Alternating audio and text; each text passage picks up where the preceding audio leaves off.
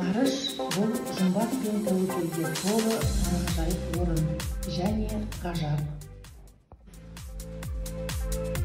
Математикада адамды шоқтандыратын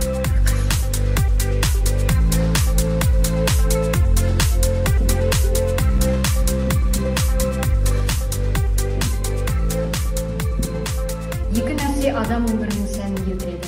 Біріншісі математикамен шұғылдану, екіншісі одан сабақ.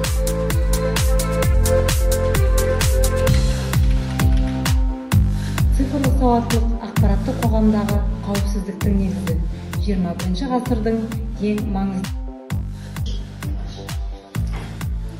Математика дәл нақтылы білім береді және басқа пәндердің дамуына көмектеседі.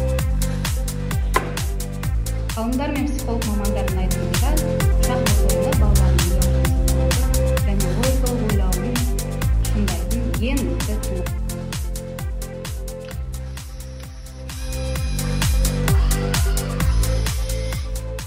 Күн сайын қарыштап дамыған ғылымның бір саласы ол робототехника.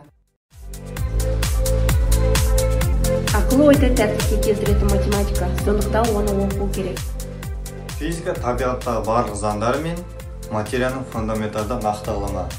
Біз осы ғылым арқылы айналамыздағы таңғажайып құбылыстарды түсінеміз.